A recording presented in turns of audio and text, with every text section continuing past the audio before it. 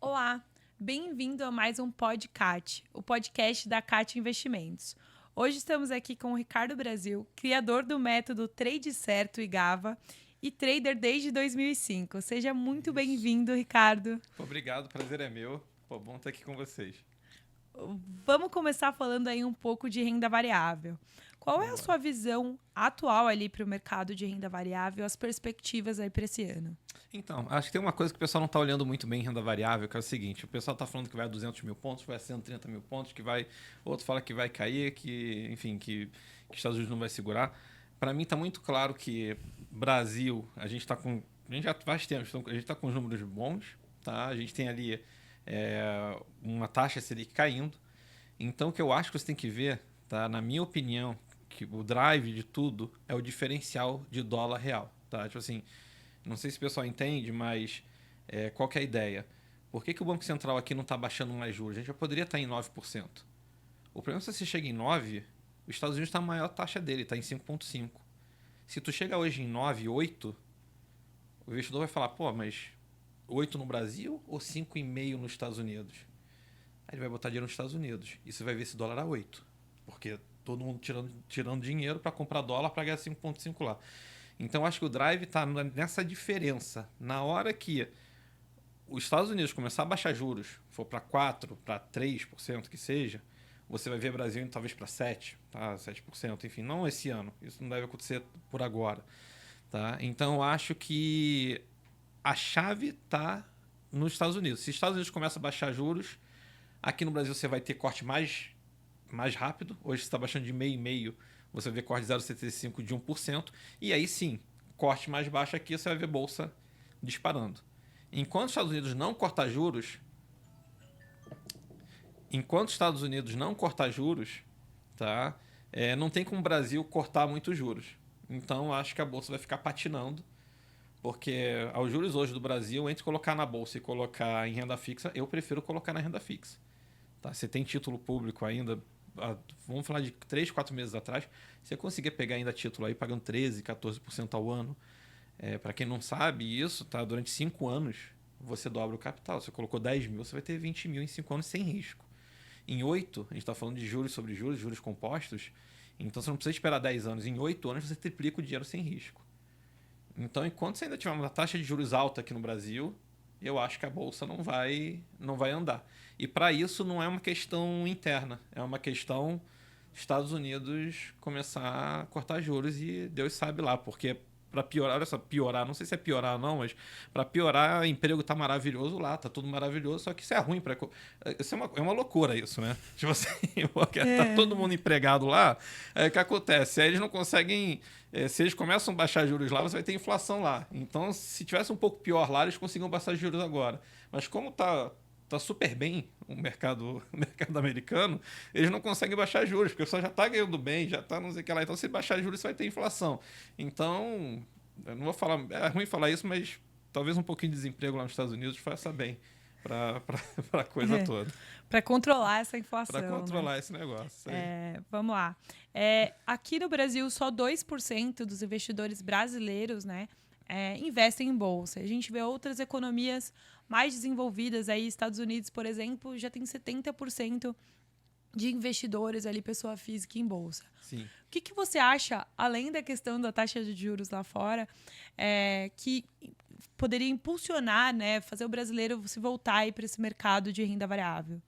Eu acho que para mercado de renda variável, assim, o Brasil também é um bicho estranho, tá? Em relação ao resto. Se pegar a Bolsa Americana toda hora batendo all-time high, né? Que é enfim, topo histórico, não sei o que e tudo mais, diferente do Brasil. Tá? Você está falando, o Brasil está batendo aí 130 mil pontos, alguma coisa assim. Mesmo que ele vá lá para o topo histórico, em dólar não é, tá? Isso depois a gente pode falar sobre isso. No Brasil, eu acho que você tem alguns problemas. Primeiro, educação mesmo. Tá? A gente luta, eu tenho um canal sobre Bolsa de Valores e tudo mais, a gente luta para ter educação financeira na escola. Tá? Acho que isso acho que já muda muita coisa. Tá? Mas, por outro lado, a gente tem uma renda fixa que não existe no resto do mundo. Tá? E é uma renda fixa, não é uma renda fixa da Argentina que está pagando 50, mas a inflação Assim, o Brasil é um porto seguro, meu mal. E aí você tem uma renda fixa hoje que paga, vamos botar de 30 anos, tá? Vou falar em 30 anos, mas se você fizer um corte de 10 anos, 15 anos, daria na mesma, tá? Porque o dólar é super valorizado, o dólar está super caro. Se você colocasse 10 mil reais há 30 anos atrás, tá? Um real era um dólar. Hoje o dólar está 5. Então 10 mil virava 50 mil. É horrível. Para 30 anos é muito ruim essa rentabilidade. Mas a inflação está comendo os preços, não sei o que lá e tal. Mentira. A inflação foi 450%. 10 mil virava 45 mil. Aí tu fala, pô, vou botar na bolsa. Aí, pô, beleza. Botava na bolsa, a bolsa deu 3.500%. 10 mil virava 350 mil. Pô, razoável. Razoável. Com risco, dor de cabeça, enfim.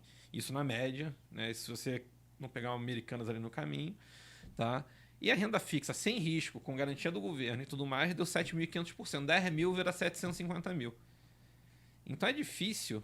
Eu não sei se falei, na bolsa era 350 mil, 10 mil virava 350 na bolsa, no índice Bovespa, e 10 mil virava 750 na renda fixa.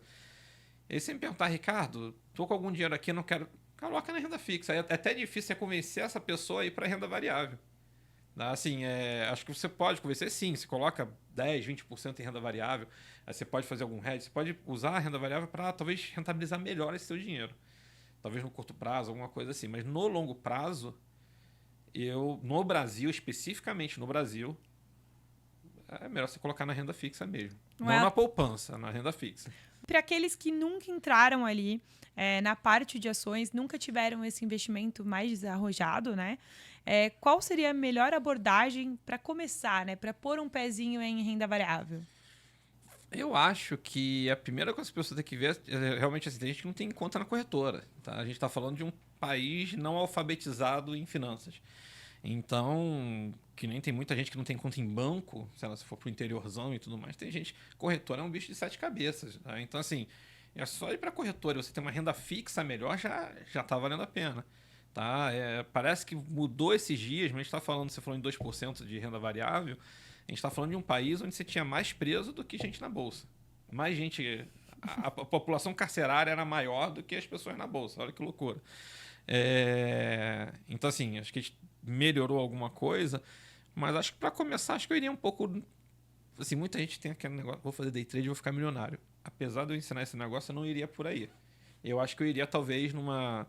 Se quiser ter uma renda, sei lá, a cada 3 meses, 4 meses, você poderia pensar em dividendos, tá? Em fazer uma carteira ali de dividendos. Eu acho que você tem que começar, tá? Da forma que for. Agora é o seguinte, você tem 1 milhão na conta, meu, começa com 10 mil. É isso. Eu tenho 10 mil, começa com 1.000. Eu acho que o importante é para entender como é que qual que é o nome da ação, como é que funciona essa coisa. Às vezes com R$1.000 você fala, R$1.000 para mim eu posso perder R$1.000 inteiro. Tá? A bolsa não é uma coisa, isso é um mito, tá? De que vou perder todo o dinheiro na bolsa. Só se fizer muita besteira, tá? A ação teria que ir a zero, tá? Se não tiver alavancado e tudo mais. Mas sei lá, se quer especular em alguma coisa, você pode. Às vezes uma startup, alguma coisa assim, você vê a empresa subindo 20%, 30%, 40%. Tá? Não é normal. Então, acho que a primeira coisa é a pessoa entender. Vai lá, vamos brincar um pouco disso, mas brincar com um pouco de dinheiro. Por mais que você seja milionário, começa com um pouco de dinheiro. Porque o pessoal fala, o pessoal que vai sem estudar, sem assessoria, enfim, sem alguém para ajudar, a bolsa é o lugar mais fácil de ser milionário. É só você começar com 1 bilhão, né? Aí você vai perdendo dinheiro.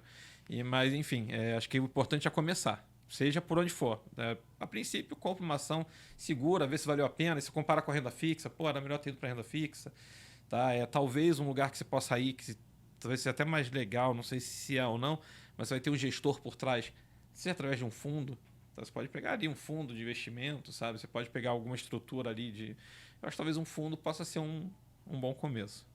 Legal, é importante se habituando, né, a esse mercado ali, mesmo com uma parcela menor ali do capital, e estudando bastante, né, para não tomar um susto lá na frente. Eu acho que mais entender, porque assim, você pode querer, sabe, viver disso e ficar o dia inteiro nesse negócio, mas você tem assessoria também para ajudar. Então, assim, mas é bom você saber onde você está se metendo. Você também não vai delegar tudo pro assessor e depois, sei lá, teve algum investimento que não foi muito bem e tudo mais, e depois você vai ficar querendo culpar outra pessoa. É muito fácil você querer também delegar a culpa para outra pessoa, né? Mas acho que é um pouco disso. É bom você saber o básico ali para você poder falar, aceito isso, não aceito isso. O risco é esse. Eu topo ou eu não topo. Isso é muito importante mesmo. E aí, conta um pouquinho pra gente. Análise fundamentalista ou análise gráfica? O que você sente mais confiança ali? O que está mais no seu dia a dia? Isso aí isso é uma guerra que é o seguinte: quem faz análise fundamentalista, tá? Eu vou falar, nenhuma das duas. Tá? E aí eu vou explicar o porquê, tá? Mas aí é o meu caso, tá?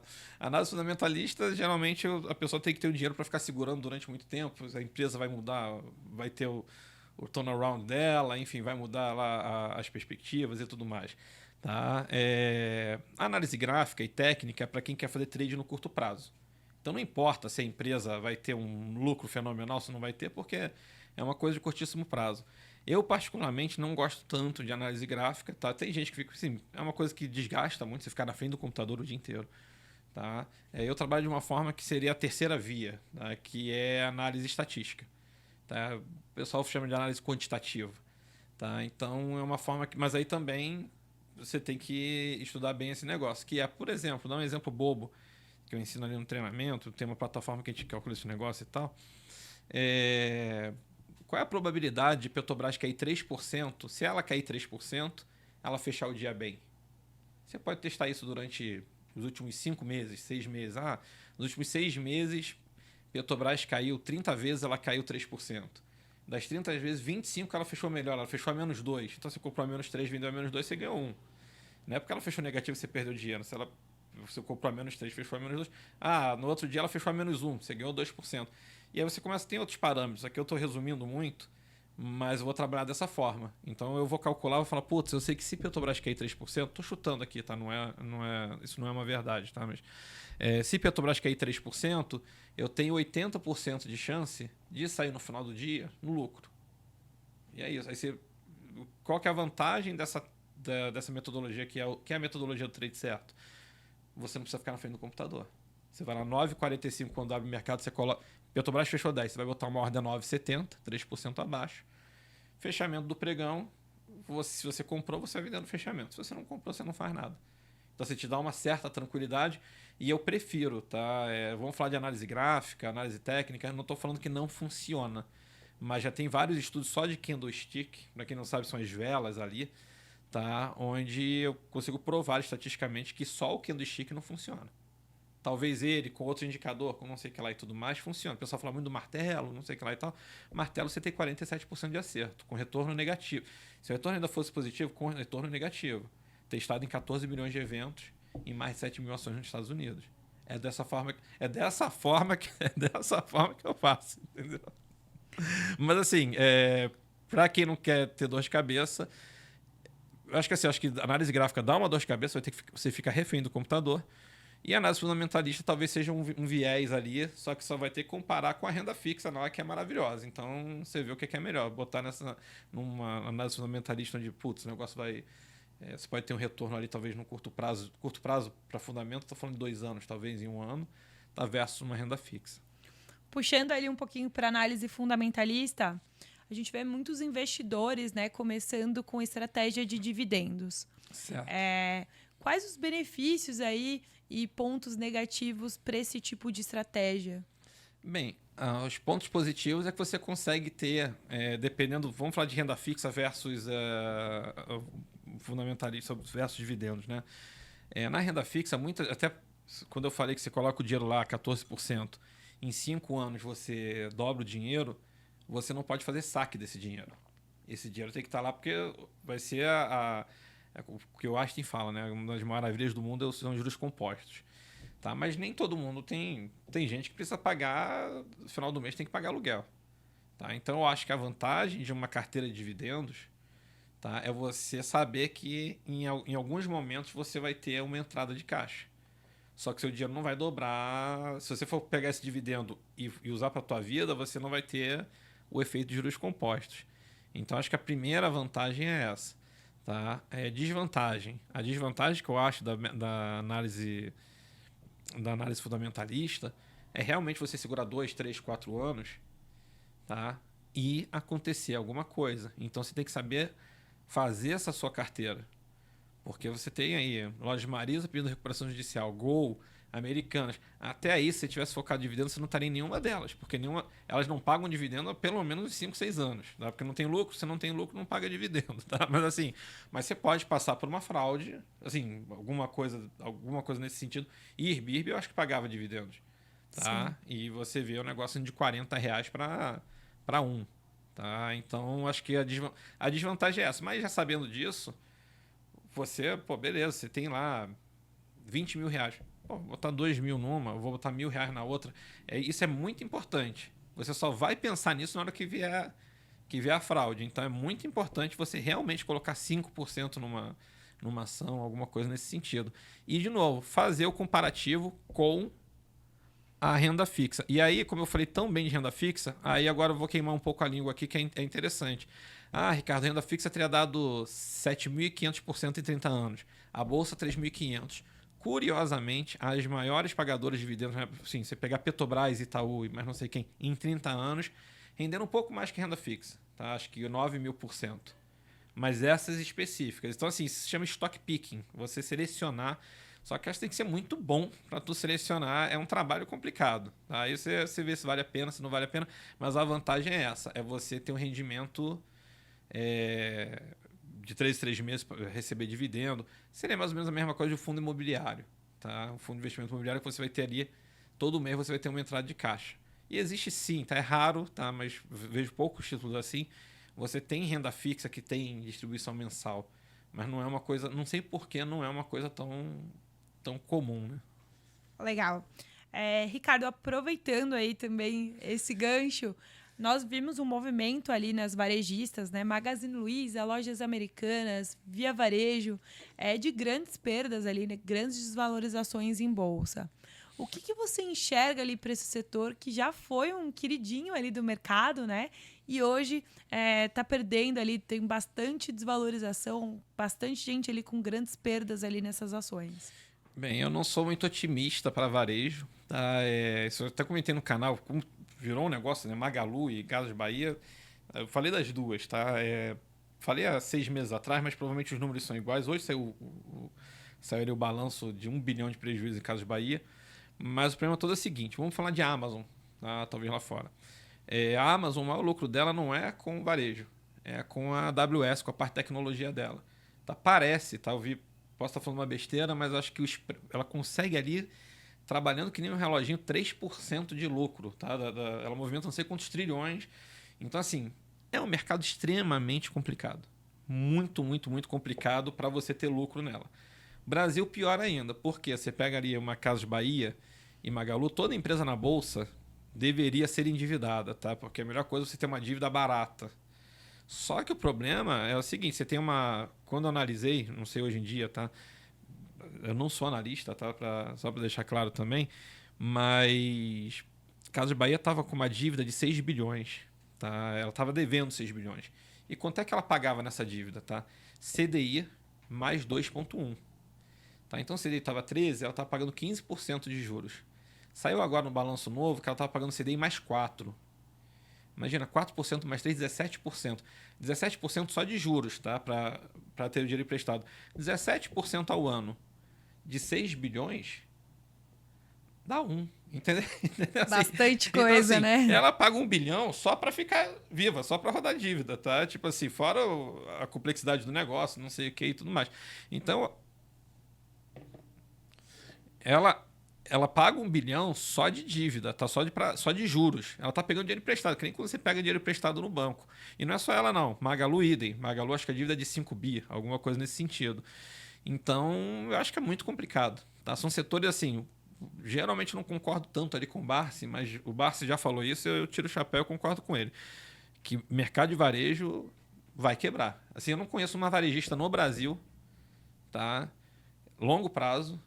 Tem Mapping quebrou, Mesma quebrou, que não tenha se sustentado. Que nem outro setor que é complicadíssimo, para você que está começando na bolsa agora, é empresa aérea. Tá? No mundo não existe uma empresa aérea que se sustente. Todas as que sustentam a longo prazo têm dinheiro, Lufthansa tem dinheiro do governo, KLM tinha dinheiro ali, mesmo assim, acho que Air France tem dinheiro do governo, Latam foi comprada pela LAN. Tá? Então, assim, não existe, também é outro setor super complexo. Tá? Então, assim, aéreas e varejo, a não sei se é para especular, mas a princípio sai fora. Nesses setores a gente vê algumas empresas ali em recuperação judicial. Que você enxerga ali para essas empresas e se você vê alguma oportunidade, ficaria de fora? Qual que é a sua perspectiva para essas empresas? Eu ficaria de fora. Tá? Eu participei do trading, da primeira recuperação judicial, quando teve a mudança, tá, no Brasil, que foi Varig. Tá? E tá aí, assim, cadê a Varig? Só assim, veio um fundo abutre, comprou ela, que vendeu para a Gol, e agora 20 anos depois, foi 2005, quando estava começando na Bolsa, 2005. Tá? O juiz era o Ayub lá, não sei o que lá, então perdi uma fortuna. Falei que comecei a aprender as dores no mercado também. Ganhei um mundo e perdi 3 mundos também junto lá na Varig. Agora que saiu lá, o governo estava devendo 4 bilhões, 5 bilhões. Naquela época, se o governo tivesse pagado, ela ainda ficaria deficitária, mas ela não teria quebrado. Tá? Esse negócio foi sair agora. Então, eu não sei se arriscaria, não. Tá? Eu particularmente ficaria de fora. A não ser que você seja day trader, mas aí é uma coisa. Aí é muito complicado. Assim, aí você tem que ser um especialista desse negócio. Tá? Por exemplo, especulação de Oi, uma vez. Um insight, só para vocês pensarem, tá? Aí eu consigo provar isso ali até estatisticamente. Tá? Oi, quando é que eu ganhei dinheiro em Oi? Eu não opero Oi. Tá? Nem tá maluco deixar o dinheiro ali em longo prazo. Mas ia sair o leilão no dia 16 de fevereiro, alguma coisa assim. Sempre tem aquela especulação, que amanhã vai sair o leilão. E aí o pessoal acha que quando vai sair o leilão, que o negócio vai subir. Tu compra antes, tu compra uns 2 dias antes do leilão e você vende no dia. Tá? É o chamado sobe do boato, cai no fato. Geralmente acontece o contrário. Aí sai o leilão, ela cai. Aconteceu com Cogna, quando teve uma empresa que abriu capital na Nasdaq, se não me engano. E aconteceu isso com Varig, eu cansei de fazer isso com Varig. E aconteceu também com o Oi. O Oi eu ganhei uma fortuna praticamente de um dia para o outro. Mas para longo prazo costuma ser furada. Já que eu falei no sobe do boato, cai no fato, para quem quer ir para essa parte de day trade, gente, eu não recomendo para quem, assim, é um mundo à parte, tá? Mas quem quer ficar ali especulando, tá? Começa a perceber, sempre que sai um resultado muito bom, geralmente abre em alta e fecha em queda. E sempre que sai um resultado horroroso, abre em baixa e fecha em alta. Porque o mercado já antecipou. Tá? Tem um monte de analista que já viu que o resultado, não sei o que. Todo mundo já sabe a quanto foi negociado o minério, se o resultado da Vale vai ser bom ou não vai ser bom. O cara já comprou uma semana antes. Aí sai o resultado recorde. Aí você está vendendo e o negócio fecha em queda. Exemplo clássico. Petrobras com Lava Jato. Ninguém queria apurar o Lava Jato, não sei o que e tudo mais. E aí sai o grande número, né? E quando tem incerteza, o mercado vai caindo. Foi caindo. E nenhuma auditoria queria auditar. Aí teve dia que saiu o número, lá 100 bilhões de prejuízo. O que o mercado fala? Não vai quebrar. Se fosse quebrar, aí realmente é pro saco. Mas assim, abre a menos 10, fecha a menos 1. Abriu na... Olha a loucura. Tipo, 100 bilhões de prejuízo. Abre na mínima e quem comprou na abertura ganhou 9%. Então, assim, essa é só uma dica, aí para você ver como é que o mercado funciona. Muito bom. E para finalizar, tá, Ricardo? Mercado de opções. Você acredita aí que é uma boa estratégia? Eu, particularmente, já operei muitas opções no passado, mas era especulativo. Era comprar só para ficar alavancado mesmo. Tá? Eu gosto muito de mercado de opções. Eu não sou uma pessoa de segurar para longo prazo. Mas para quem quer fazer uma carteira de longo prazo, eu acho a opção uma ótima ferramenta para você, ou você fazer hedge, tá? Fazer um seguro da tua carteira, ou você fazer uma renda, que era o que eu fazia. Tá? Isso eu acho muito legal. Você quer porque quer ter Petrobras. Sei lá, Petrobras que é o 10% esses dias. Você acha que, eu quero botar isso aqui para o meu filho, não sei o que lá, eu acho que está um bom preço. Tá? E você comprou lá Petrobras quando caiu 10. Tá? E você pode vender uma call. Isso vai ser muito difícil explicar em 10 minutos aqui, tá? Mas assim, é uma operação que você comprou ela a 40 e você vende o direito de alguém comprar de você a 41, talvez, tá? Só que você ganha talvez R$2 por isso, tá? Imagina que você ganhou R$2 por isso. Ela foi a 50. Vão comprar de você a 41, só que você ganhou mais 2, só como se fosse 43. Eu acho muito bom você ficar vendendo essa call que o pessoal chama de... Hoje em dia o pessoal deu um nome bonito para isso. dividendos sintéticos, né? Tipo, mas isso eu acho muito interessante, tá? Eu acho assim, ou outra coisa, tá? É difícil explicar isso aqui também, né, rápido, mas você quer porque quer comprar uma ação. Você pode ficar vendendo put. Se você vender put, você é obrigado a comprar por um preço tal. E quem tá comprando isso de você está comprando seguro. Se cair demais, ele vai poder te vender por um preço X. E aí você compra a ação com desconto. Se você não comprar, você ganhou um dividendo. Tá? Mas aí eu vou pedir para vocês pesquisarem melhor, porque não tem como explicar o mercado financeiro em 2 minutos. Mas é isso. Eu acho opções como hedge, tá? Como vender put ou vender call nessas situações que eu falei aqui. Eu acho muito bom. Acho que é uma ótima ferramenta. Sobre assessoria de investimentos, qual a sua opinião ali sobre o assessor? Minha opinião sobre o assessor é que ele é a pessoa ali para ajudar se você tiver alguma dúvida, tá? Que nem um gerente em banco, tá? Quando o gerente te indica algum produto, você vai chegar pro gerente, é para ser o seu amigo, tá? Você vai chegar pro gerente e falar, pô, eu tô querendo comprar um carro no final do ano, o que eu faço? Tá? Eu acho que o assessor de